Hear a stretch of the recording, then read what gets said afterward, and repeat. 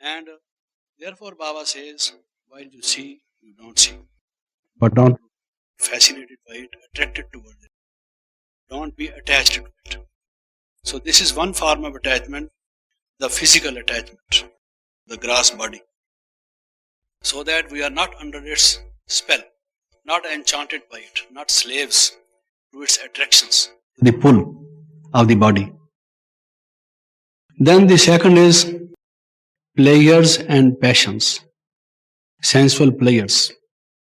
When we eat something, we relish its taste. When we look at something, we look at we enjoy its beauty, the outer beauty. As I said, its features, its forms and figure. And then we become dependent upon the sensual pleasures. Our mind is drawn again and again to those things. In the Gita, this is a question put by Arjuna. Why is it that our mind is disturbed, that we don't have peace of mind? What happens to it? What is actually the analysis, the basic cause, the analysis that gives us the basic cause about our sufferings? How they develop? Where from they start? What is their origin? How they begin? And the answer that has been given is that first of all, you come in contact with certain things, consumer goods, certain things you eat, certain things you feel their softness or hardness, their warmth or their coldness by sense of touch, or certain persons with whom you relate. So the first thing is contact with the gross persons. When you are on this planet Earth, when you are a living person, you have to come in contact with certain things and with certain persons. Now, it is from here that the thing starts. What kind of contact it is and what kind of contact you want to maintain. The problem starts from there. So once you have contact, then what happens is from that develops your like and dislike.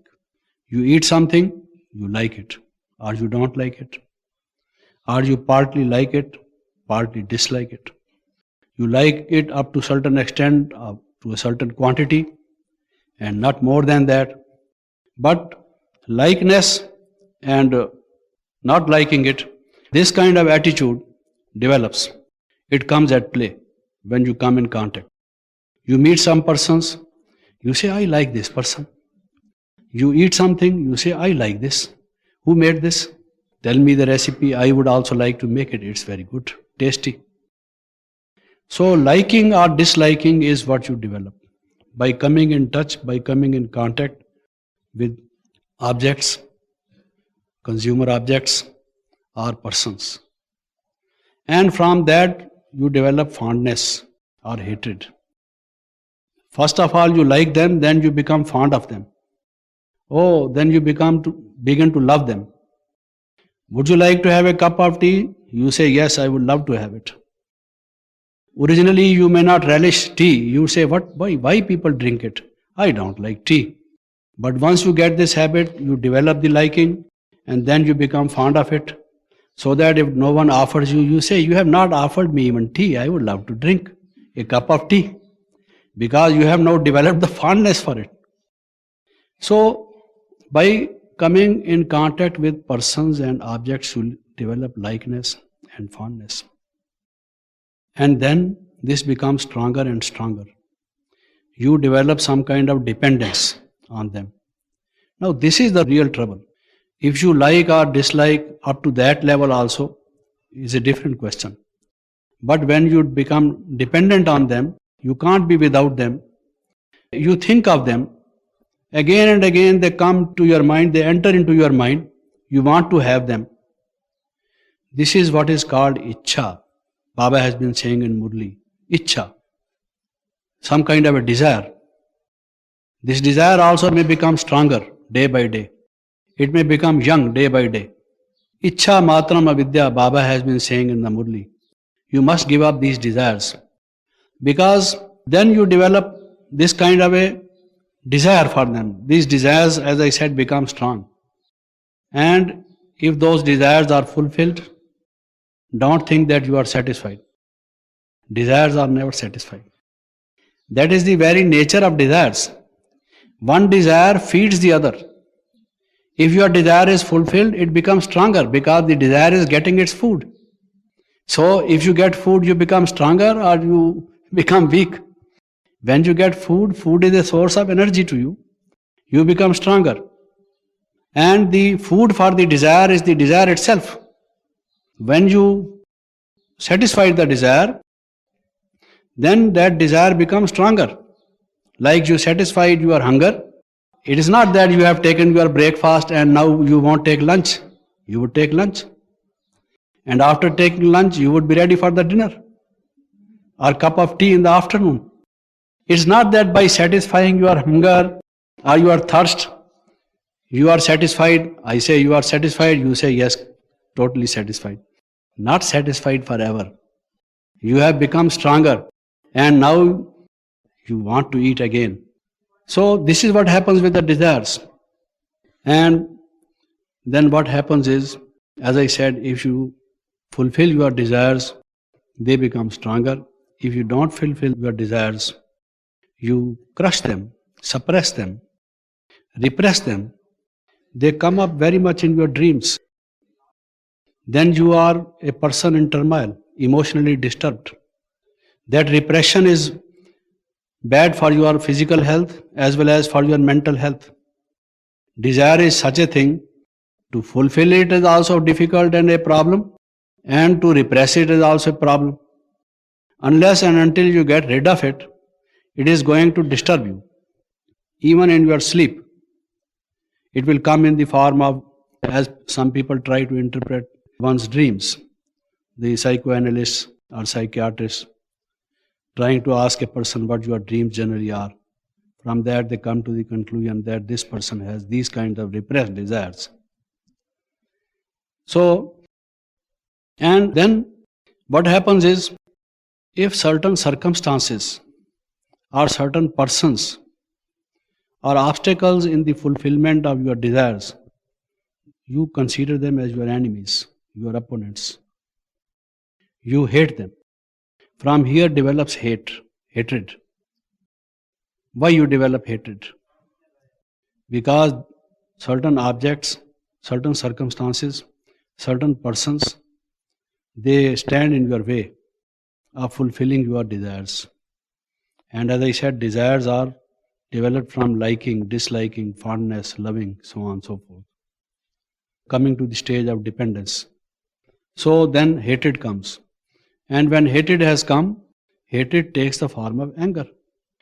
Anger always has a predecessor in the form of anger, always have some kind of hatred preceding it. So hatred comes first. There cannot be anger without hatred. So one step further, from hatred you go to anger. And anger, it destroys our sense of judgment, our balances, our proportion. We have no hold over our mind, no control over our emotions. We lost our wits, our sense. We are not our real self. Then whatever is the beast in us, that comes out. We become uncivilized person, uncultured persons, uneducated in the real sense. So that is called the vices, the 5 major vices. When we are not our own self, then we say we are disturbed. Disturbed means what? Disturbed means we are not in our original stage. Your original stage is original stage, but when you are not in that, it means you are disturbed. So anger is something which disturbs you. But you don't know that it came because of hatred. And you don't know that hatred came because of desires unfulfilled. And you don't know where from the desires came and how the whole thing started. The genesis, the story of origin, like the genesis of creation, how the world was created. So how the anger is created, where from it comes up. If we know this, then we should know that these passions and these players, it's not that you should not eat food which is properly cooked or which has a proper taste. We have to have that kind of sense that is called a civilization. We are civilized people, and whatever we do, it should be in a perfect order. It should be nicely done, properly done. So do things in a proper way, as should be done, but it means that you should not be attracted by the touch, by the taste, by the color, by the outer appearance. You should not develop dependence to the extent of having these desires. Always your mind has open doors and the desire comes as an uninvited guest, always. Or someone making telephone calls to you from a distance, can I speak to you for a moment? And you say yes. Always you pay attention to those desires who just intervene, who trespass into your mind.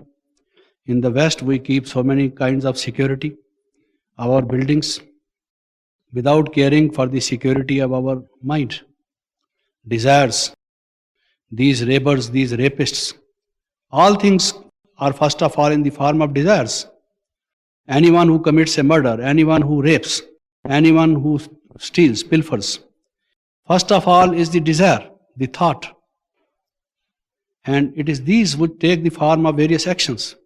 And these kinds of desires are always, whenever they like, whatever the time, even in our sleep, they enter into our mind.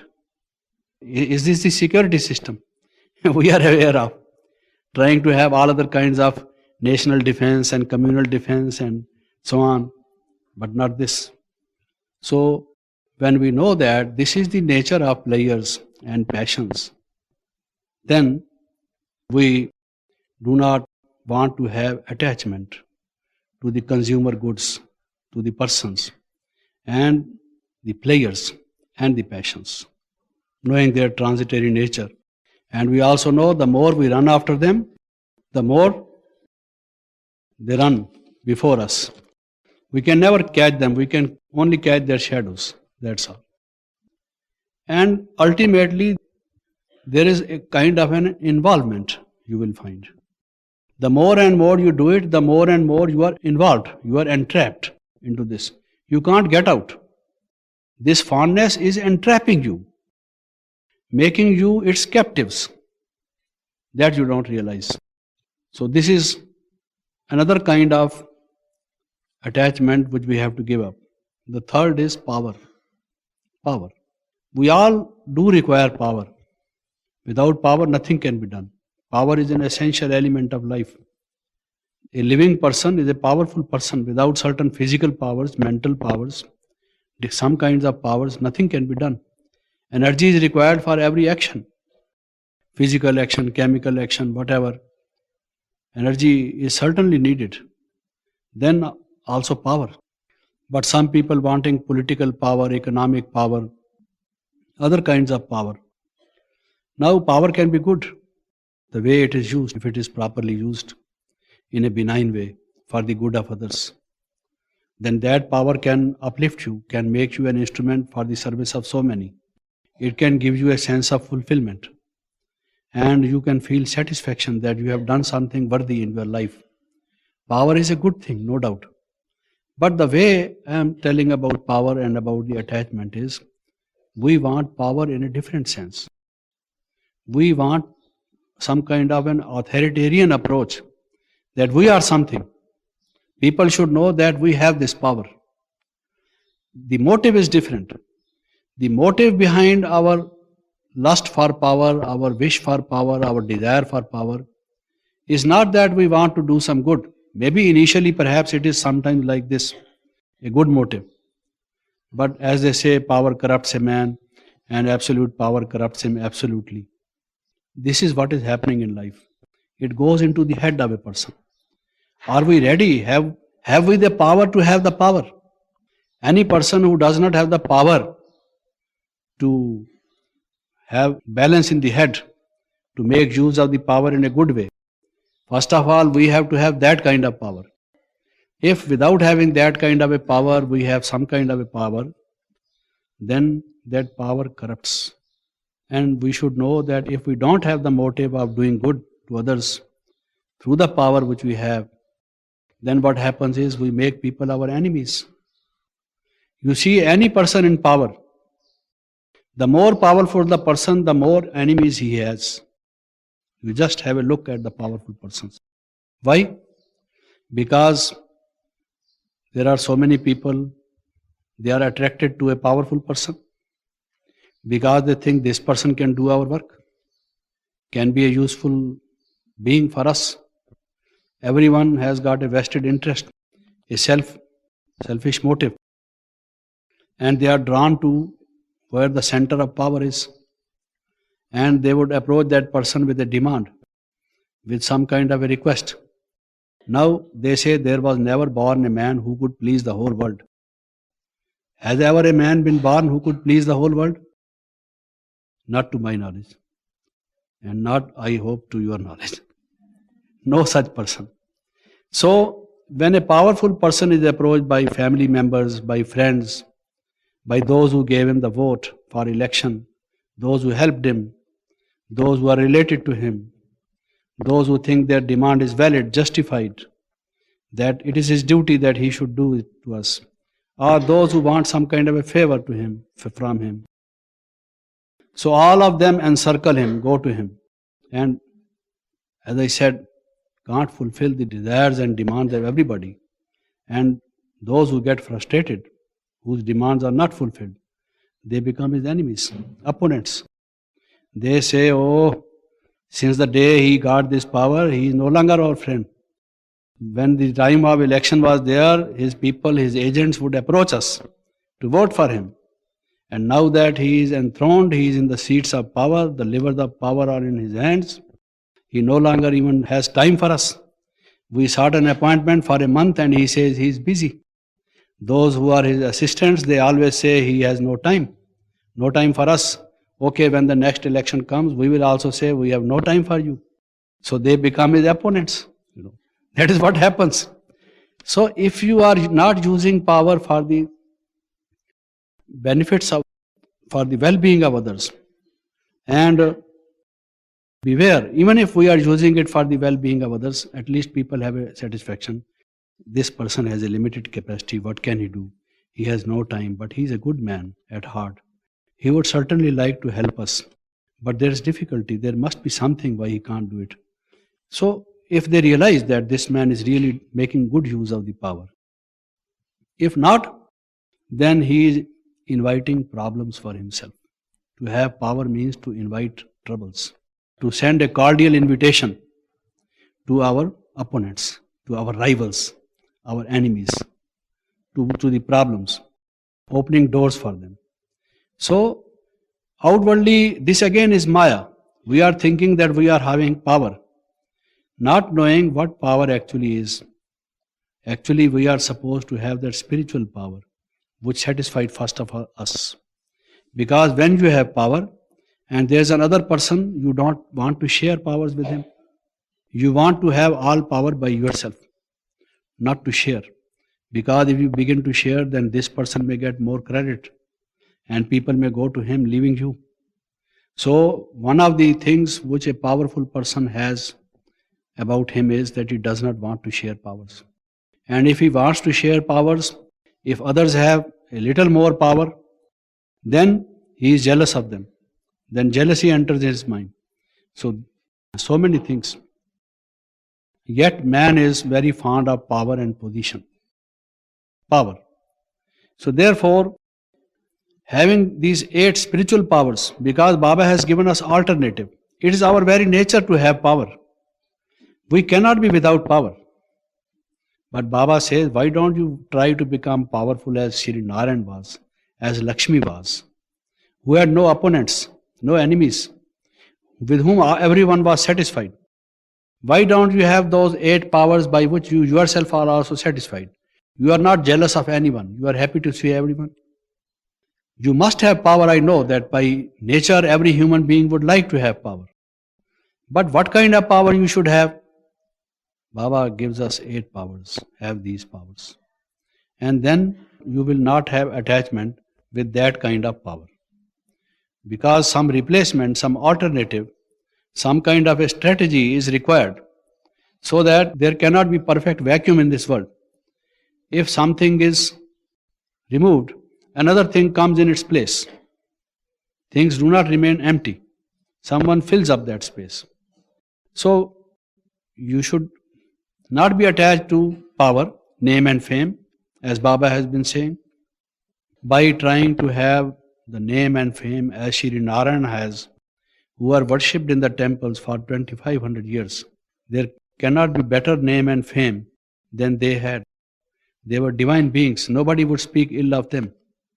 Whereas many newspapers would criticize a man of political power or a man of monetary or economic power. As someone would praise them, another man would equally criticize them. What kind of power it is? It is a crown of thorns which they wear, not a crown of gold bedecked with jewels as of Shri Narayan and Shri Lakshmi. What kind of power you would like to have? That kind of sovereignty. Therefore, the more you get detached from this kind of power, then you will have that kind of power.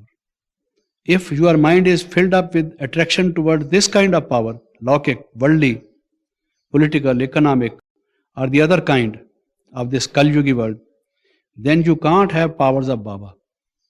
You can have one thing at a time. In your fist, how many things you can have? Not so many laddus, just one at a time. So it is for you to decide. And therefore, when we talk of Nashto Moha, it's not only in regard to our physical attachment to the body, but also to power. Then another is position, privileges and perquisites. Position. I have been in this Gyan for so many years, but what is my position? I entered this institution as an ordinary student, and after 20 years, 10 years, 12 years, I am still an ordinary student. What is my position vis-a-vis this person or that person? So, we are trying to have positions, and for that, certain names, certain titles, some kind of honorable honor, because position means some kind of honor, some kind of title. What is your position in this organization, in this setup? People generally ask, position. So then we become mindful of what our position. Yes, it's a valid question. We should have some position.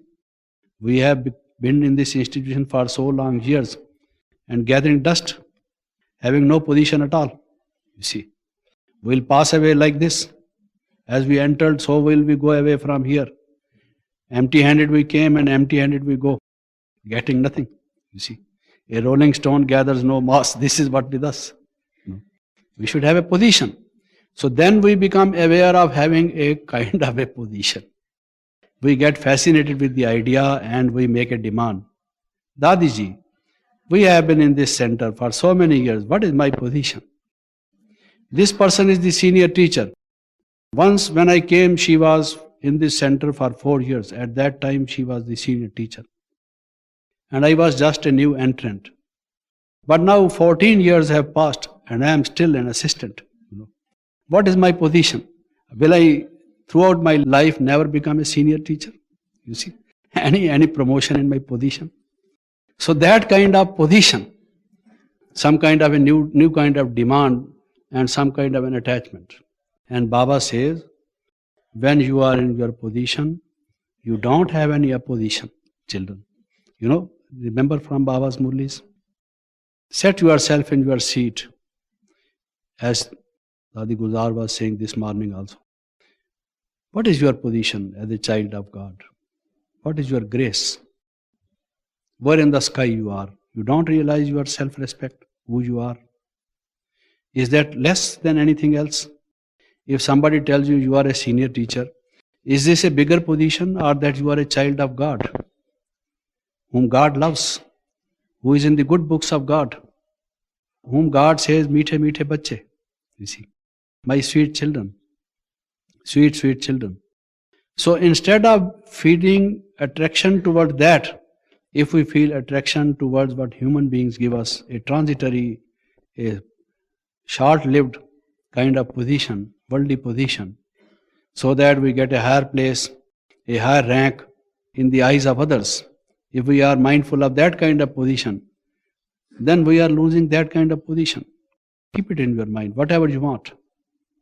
Whatever comes in a natural way just for the sake of service is fine. But if we are after this, if we are hungry for this, thirst for this, Baba says, okay children, have it. If you don't want to have my heritage, what I am giving you, if you have no value for it, this is more valuable for you. He fulfills our desires. These kinds of desires also, I find, sooner or later are fulfilled. Because when a child begins to weep and says, I would eat this, the doctor says, don't eat this. But then the loving mother gives a little bit, all right, don't weep, but don't eat too much because the doctor says you should not. So gives a little bit to taste, to satisfy the child. Because then becomes the question of prestige. The child thinks I am weeping and still the mother does not care for me. And the mother thinks that now he is so obstinate, I will have to give, without that he won't stop weeping. So she gives a little bit, okay, have little ice cream. But your throat is not good and the doctor said don't have ice cream. And he says, no, I will eat ice cream. So what should she do? She gives a little bit, she has to. There is no other alternative to fulfill that desire. So the Father has been telling us, not these positions. Children, you are at the throne of my heart. Can you see how much I love you? Do you realize I guarantee you I will take you with me and I will make you the King of Kings. That kind of position I will give you. Leave everything to me and do whatever I ask you to do. And we say that would be only afterwards. First of all, give us this position, please. He says, okay, but that much would be less because your demand is fulfilled. How much he can give you and how little you want from him. Don't you know from whom you are demanding? You see, a very small request to a very great person, it looks ugly, doesn't fit. And what is our position? If you really ask, we are not beggars, you see. And then we are begging. From whom? In Bhakti Marg also we were begging. Again when we have Gyan, we also begging. From human beings or from representatives of God or from God himself. O my Lord Almighty, my Father on high, make me a senior teacher. You see, senior than the other person. Fulfill my this desire, please. For 14 years I have been in the queue waiting for this. You see.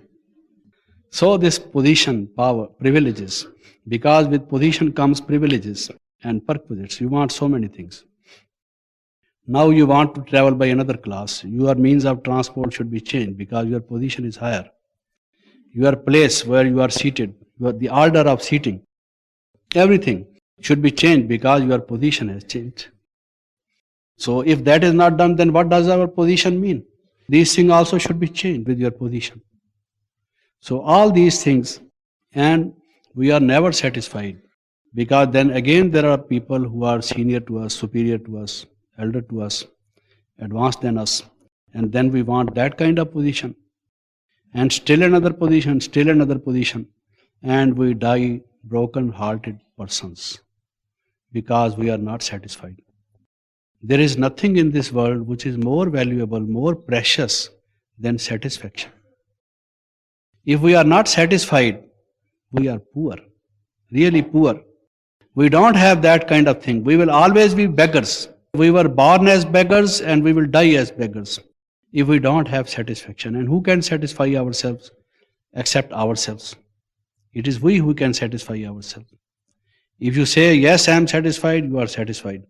It's not that you can be done any spoon feeding from a cup of satisfaction. Some spoon can be filled up and put in your mouth, down your throat, and you say, yeah, now I am satisfied. It's not that kind of alchemy, you see. It's you who have to feel that kind of satisfaction. And satisfaction is the greatest success. It is the greatest achievement. So, if we have attachment to position and to privileges and to perquisites, then we can never have satisfaction. And then this is the loss because of that attachment. So we must give it up. Then I said persons and personalities. persons and personalities. Sometimes it may not be because of the outer charms of a person, not because of the beautiful looks of a person, but some qualities in a person. The intellect of a person, the knowledge of a person, or the ways and means of a person, some other kinds of things of persons. So we may be attached to them. And Baba says in various forms, you should not be attached even to me. You should love only Shiv Baba. It is he who gives you the heritage. It is he who gives you the inheritance. Children, not me. Why he says like this? So that to anyone who is corporeal in flesh and blood, we should not get attached to that person, because the time comes when that person would leave the body. And it is the incorporeal, the supreme, that Jyoti Bindu Shiva, the Lord, the God, the Father of all the world, of all the souls, who is perfect. Others are number-wise. He alone is the perfect. After the perfection, then the number starts. So it is up to you. If you are attached to someone, then with the good qualities of that person, the bad which this person also has, they will also come to you, because you are attached to that person. If therefore you have in mind a perfect one, then you will be marching towards the goal of perfection. That is really the essence, the understanding behind it. And therefore our attraction, our attachment should be only to one. Therefore they say God is one. Otherwise, what is the need of saying God is one? That all these are not manifestations of God. They are all imperfect. They are all in flesh and blood. All their appearance is for the time being. Ultimately, death will overtake them. There will be no more. If you depend upon them, then you will suffer emotional turmoil. A time will come. It is therefore that you must be attached to or love only one. God is one. None but one. Then, as I said the other day, the sixth is the places. Attachment to places. Even if a person has a small hut, this is my hut. I live here. I was born here. This is the place where I was born. And here I used to play. That is the place where my mother fondled me. So on and so forth. Attachment to places. Having some kind of a fantasy for them. So this again is a kind of attachment which we should give up to places. Therefore Baba was saying in Murli the other day, always remember that we have now to go back home. We have to go back home. If we have attachment to persons, personalities, places, passions, players, power and all these things, then we are tied down by all these so many ropes to some kind of pegs. How can we fly? How can we become angels? If we want to become angels, if we want to fly, break all these ropes, break all these chains. Then only you can go back home. So we don't belong to here, we belong to somewhere else from where we came. And for that purpose you must give up attachment to all these places. Then, seventh, praises and platitudes. Praises. We get attachment to praises. Someone praises us. Now, if someone tells us, you have this quality, that quality, the other quality. Now, what happens is that our attention on our weaknesses is totally missed. We become slack in our efforts.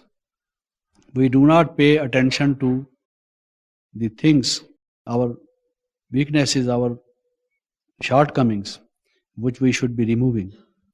We become oblivious of it. We become proud of our whatever is good, whatever people praise, neglecting where we should be strong, where need I be strong, where we must make efforts. So that again makes our efforts very slow. And we become depressed the day when no one from morn till night has said a word of cheer, a word of praise to us. Daily we must have at least something which serves to us as a tonic. And that tonic now is to us certain words full of praise. Oh, you are so good. This quality, that quality, and the other quality. And then we think, yes, I am something. So that means I need be reminded by somebody else what I am. Instead of knowing myself what I am, if someone tells me in high words what I am, then I feel puffed up. So, like a balloon into which you breathe out air and it becomes, you can see what it becomes. So, that is what happens to us. Baba therefore says, let all praise be to one. This morning also, Baba was saying, if someone comes to take knowledge, the teacher is not so able to give that knowledge to that man. Baba says, I help and I convince that person. I serve the person. And this person, this teacher thinks I did it. Then attachment to our possessions. Whatever things we have been given for discharging certain duties, for doing certain acts, if we just develop some kind of attachment for those things, whatever we possess, possessions and pelf, money. Pelf, money. You can say pounds and pennies. Profiteering. Attachment to money, money, money and money. Always. Possession, possession and possession. Actually, we are possessed by the thought of having possession. But we think we possess the things. Without realizing the things are possessing us. So with some people it becomes some kind of an obsession. Not to give up things. Not to share it with others. Not to give it for better use. To be so narrow-minded. To clutch to certain objects, certain things, certain persons. As if they are our possessions. It is this which develops into greed. Actually, it is a tendency towards possessions. And then it develops into the tendency to have more and more possessions. This is what we call greed, the temptation, the allurement. Because whatever comes to us, we don't want to lose it. Some are even so miserly that they develop the thought of possessing that the thing should be before them. They don't want even to spend, even to use. They become so much fascinated with possessions. So this again is some kind of an attachment. Let us use things because they are meant for this purpose. Let us share it with others because others are sharing with us. Without this world is not a family.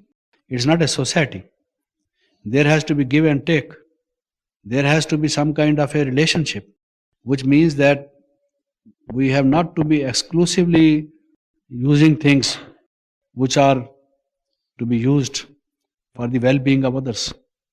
Certain facilities, certain objects which are meant for certain causes. Then another is peculiarities. We have each one of us some peculiarity. Each one of us is different from the other.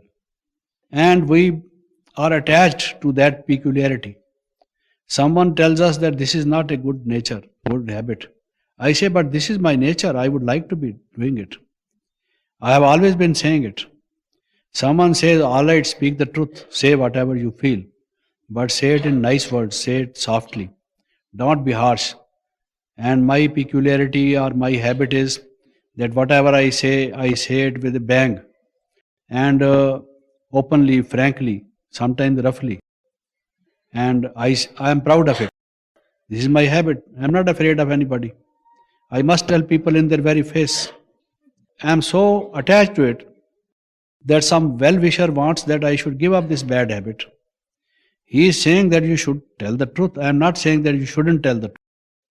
But you must tell the truth in a loveful manner, giving respect to others, and in a refined way, in a civilized manner, being nice to others. This is the only thing I am saying. He would say, but I am not afraid of anybody. I have the courage to say what I want to say. Why should I not say? So that each one of us has got certain things, certain habits, certain peculiarities, some of them good, but not divinized, not spiritualized, and some of them even not good, which are not even human, which are subhuman, which we must give up, but yet we are proud of them, and we don't want to give them up. We want to stick to them, and we resist. This resistance comes from our attachment to our certain peculiarities. Someone is fond of going to the sea, putting on certain different kind of dress, which in a different culture, in a different society is not considered good. Or now that we have different kinds of responsibilities to keep some kind of a respect, we should not be doing it. Some people say, now you are not a small child, you have grown up, you should not wear this kind of dress. Your position, your place is different. People expect different things from you. There should be some grace in whatever you do. When you were a small baby, you would doing all this. No, but I like this. This I can't give up. So I can't give up. And this is what I like. Certain kinds of peculiarities which have become a part of my life, which now I feel attached to them. So that if someone higher than me advises me in the interest of service, in the interest of my own development, my own progress, to give it up, saying it was good at a particular point of time, but not now, or for other reasons, then I put up resistance.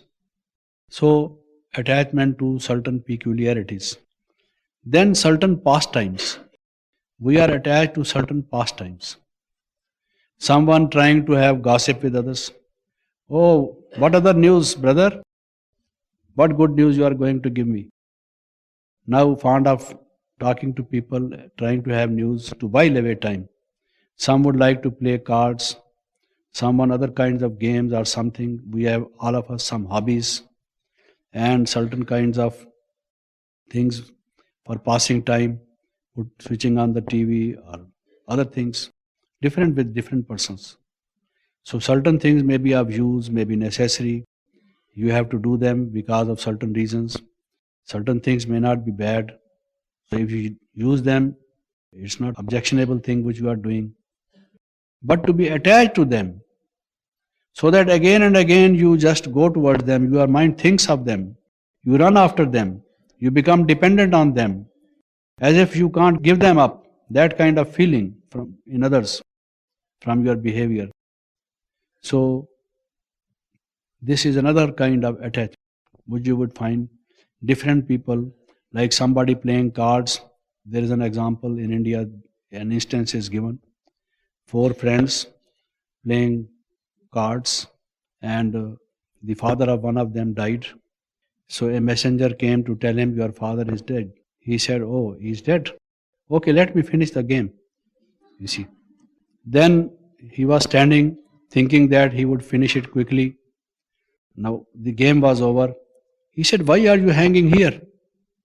After all, his dead body will be carried this way. So when the coffin is going this way, I will get up. I will give up cards. So let the dead body, the coffin come, and I will get up. So again he began to reshuffle the cards and play another game.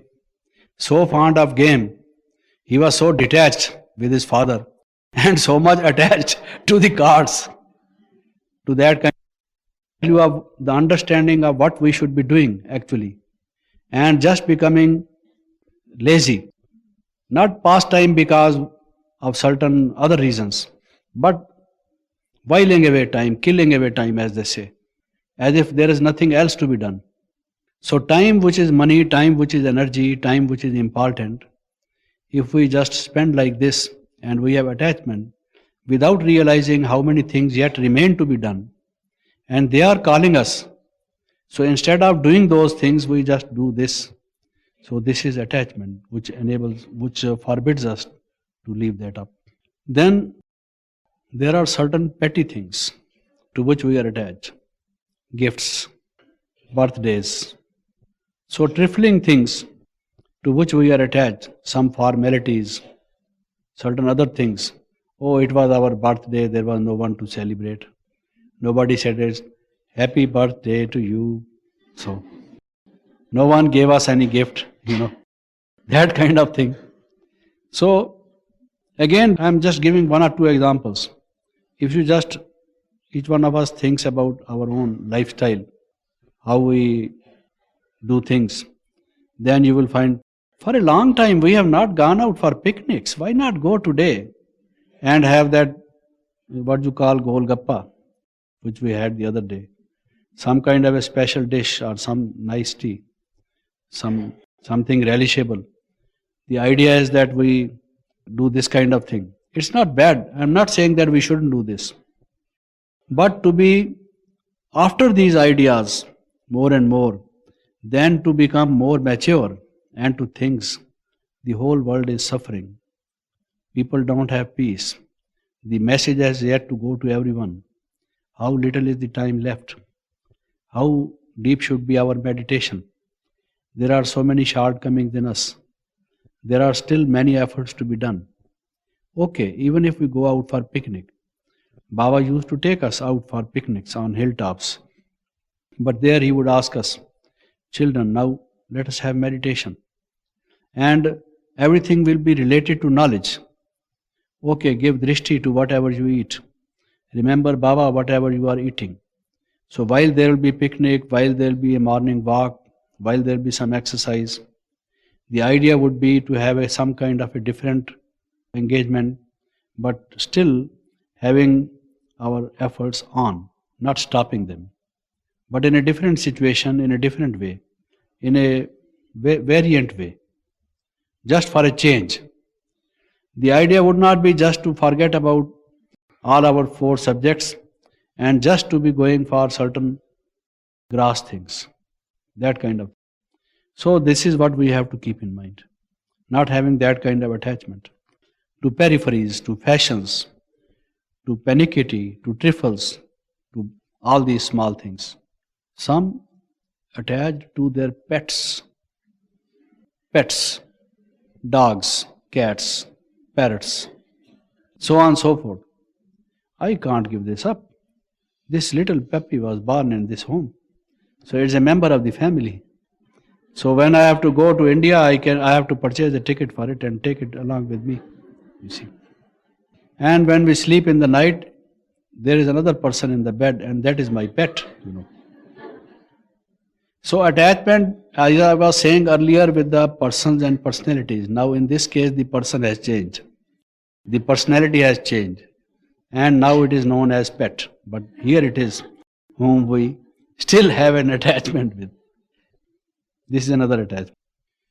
Then poverty and penances. Some people have attachment even with poverty. In some religions also it has been praised, poverty. And we do not think of poverty in the traditional sense, but to keep things dirty. The place where we live is dirty, and we don't have proper things to live our life. At least having the minimum conveniences, minimum comforts, just to have that kind of a penance-full attitude. Austerities, as they call it. Baba says this is Hatha Yoga, not Raja Yoga. In Raj Yoga, while you are not to be spending very much unnecessarily, but not the other way around also. Not that you should be attached to the previous way of living, as you have been going to the Hatha Yoga ashrams or Hatha Yoga places, just trying to put your body in a difficult situation, not to have proper place to sleep, proper place to live, proper kitchen, proper other things, so on and so forth. Because we have to become like Lakshmi and Narayan, at least there is a minimum way, minimum things which we do require. So, not to spend extra, not to spend unnecessarily. We should be doing this. We should economize, spend as little as possible.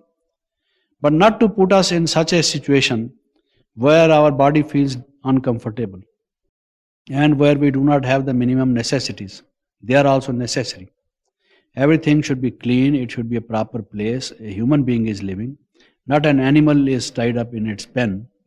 So you, the child of God, is there, who would like to become a divine being in golden age, At least it should give that kind of appearance that you are here, a yogi.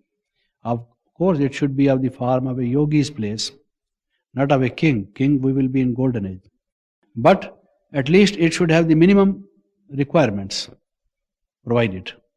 So some people you would find not having only one cup for preparing tea for our own self. So if a guest comes, so they will give him a cup, that cup in which they are taking the tea. So he will say, why don't you first take it, then I will take it, you see. So that kind of thing, these kinds of habits, austerities, not proper required things. This again is some kind of attachment to poverty, attachment of previous ways of living. And then finally, attachment to our past memories. Oh, how good were those days, as people say. Sometimes again and again past memories come to our mind. So attached we are, we remember them and we enjoy them. And Baba says, now take a new life. You are a newborn baby. Forget about the past. As much as you forget about the past, when you remember them, it may be for different reasons, for the sake of service maybe, or for just explaining some kind of an event. But not that you should relish those past memories. Not that you should live those past memories. Not that you should experience the pleasure and the trauma which you had of the time which you are remembering at the moment. So these remembrances, these reminiscences, bringing their emotional experience along with them, if we are attached to them, is another kind of maya, which may draw us again toward the world and force us to give up jnana. So forget about it. Otherwise you won't be able to forget your past friends, past enemies, not them. Because those remembrances will come to your mind again and again. So this you must give up. And then the other thing is attachment to our present relatives. Now it may not be because of their physical charms.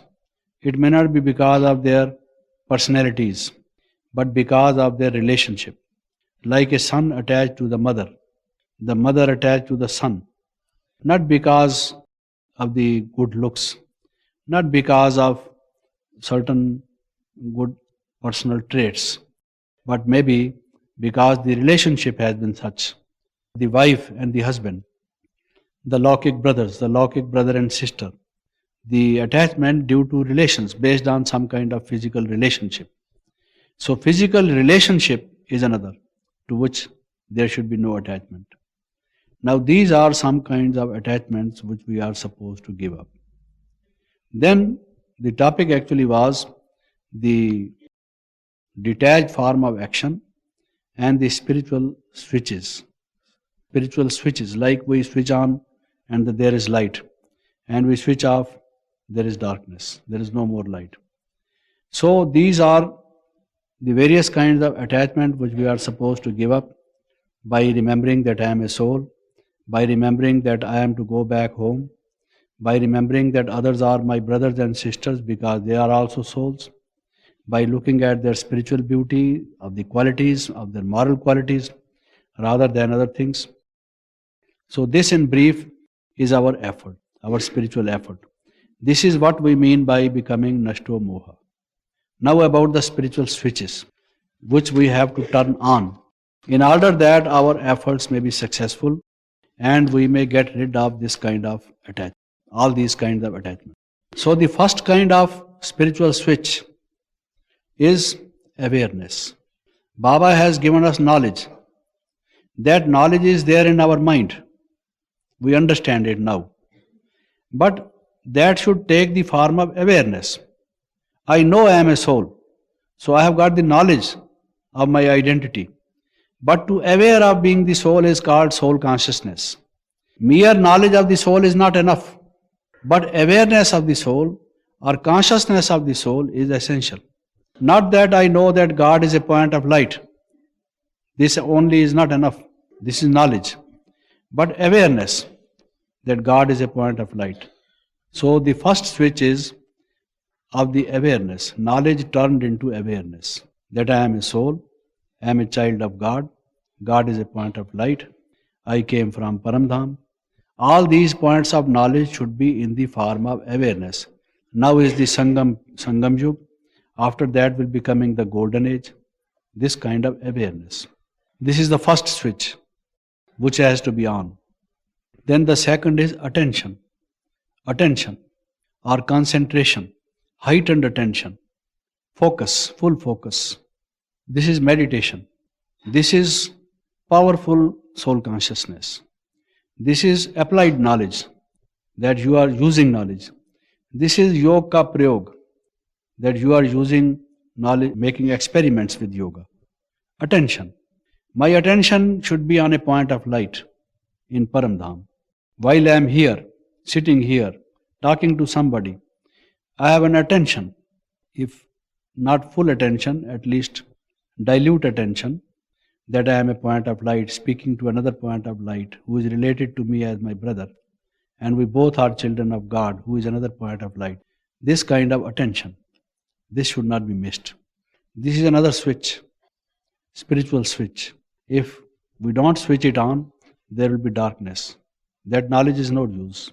There may be electricity, but if the switch is not on, we are not making use of electricity. There is no light. Similarly, you have the knowledge in your mind, but you are not switching it on, there will be no light. So this second switch is attention. The third switch is love. I am a soul, I am a point of light. This was awareness. God is a point of light in Paramdham, awareness. Then withdrawing our attention from other things, directing our attention on God, this is attention, concentration, focus. Then do it with love. Open your heart. Switch on your love. If you are concentrating on God as a point of light in Paramdham without love, you can't have good meditation. So this is another switch, which if it remains shut off, if this switch is not on, then your meditation is not perfect, not bringing you good results, not giving you good experience. So switch on this love. Then another switch is good wishes. If you don't have good wishes towards all, think of all. Let the vibrations of yoga go towards all. Let the whole world benefit from these vibrations of yoga. Shiv Baba is raining light and might on me. I am getting light and might, strong currents of light and might from him. Let these might and light go to all. Let all be benefited by this. Without any reservation, without a single exception. No one is my enemy. I am not angry with anyone. I am not displeased with anyone. I love all. And I therefore want that this, what I am getting from Shiv Baba, let all be benefited by it. Even the Prakriti, the matter, let this act on the matter also. Let a golden age come. Every living being be peaceful. Let these vibrations spread in all directions. So you will feel more powerful meditation if you are sitting in meditation and you feel that light and might is coming and strong currents of light and might are going in all directions because you wish it to happen. You have opened your mind for all. It makes you broad-minded, not just for me. Then you will feel some kind of a flood coming on you, light and might. Because Shiv Baba is more gracious to you. Because you are generous, you are donors. You want to give it to everyone. So Shiv Baba is willing to give you that much. So that he has been saying, why don't you become donors? And now that you want to become donors with an open heart, he says, okay. So he, with that kind of amount, that energy, light and might, he showers on you. So you will feel that you are today in a very different stage, very, very powerful stage, because you switched on. Let all, everyone, in all directions, all over the world. Why? Because all are my sisters and brothers, all are the children of God. They don't know how to link themselves to God. They can't have this. So I am having this for them. Let them benefit. Like one member of the family earns something and the family shares. It is for all, not for me. So also it is a family. And if I get it from Shiv Baba because I know that art, then let me share it with all. That kind of thing. Another switch. Then another switch is enthusiasm. With earnestness, with zest. Whatever you want to do it with full enthusiasm. Not as half dead and half alive. Half awake and half asleep. Half alert and half under the influence of some anesthesia. Not like that kind of thing. With full alertness, red alert as they call it. Red alert. Like when our country is in the danger of being attacked by some other country. So the defense is red alert. The forces, the military, the navy, the air force is asked to be alert because there may be attack any moment. So I am not saying that we are under some attack, perhaps, no. But that kind of full alertness, if there is a little laziness, if there is some kind of passivity in our mind, some kind of alertness is still lacking, the switch is not yet full on because the enthusiasm is not there. So the stage of yoga will be that much less. It would be proportionate to your enthusiasm. Oh, I am here to meditate, to be a yogi. Today I will get full light and might. In full bloom, I will shine. So that kind of awakening, alertness, enthusiasm, which should open myself, expose myself to that current. I am here. Like I jump into it, then I get it full blast. So that all the crust which is settled on the soul is broken, shattered into pieces. It comes like laser rays. It penetrates into the soul, driving out all the ablutions, all the negativities into it. So it depends upon what kind of enthusiasm is there. Not some kind of a pessimism or some kind of a doubt in my mind. Some kind of a attitude of lethargy. Totally alert, with full energy, heart and soul as they call it. Putting all my very best into this effort. With full attention, as you say. You jump yourself into the effort, leaving nothing reserved. That kind of, you plunge into it, that kind of effort. So if that enthusiasm is there, if we open all these switches, then you will feel that that attachment is totally destroyed. You are in a different state of being.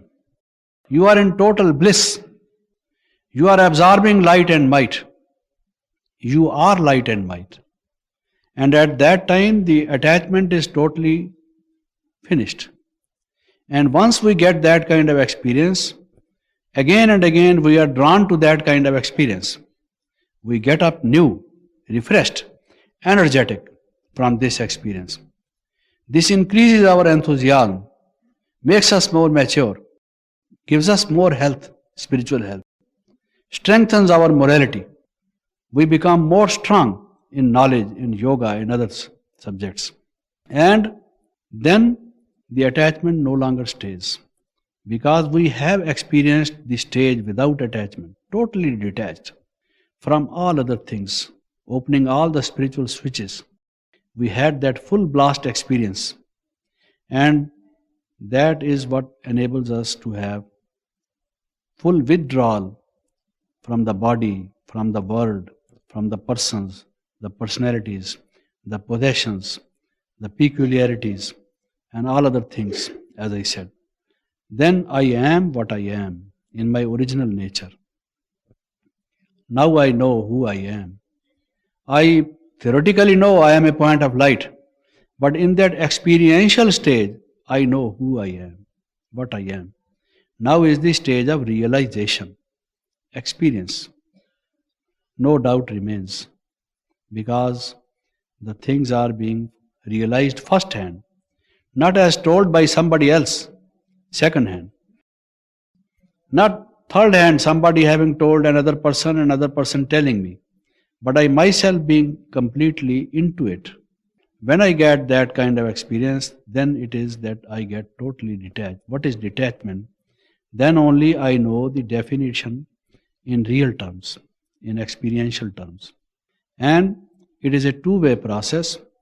The more I give up the kinds of attachment which I gave the list to you, if I give up those kinds of attachments, I have this full blast yoga.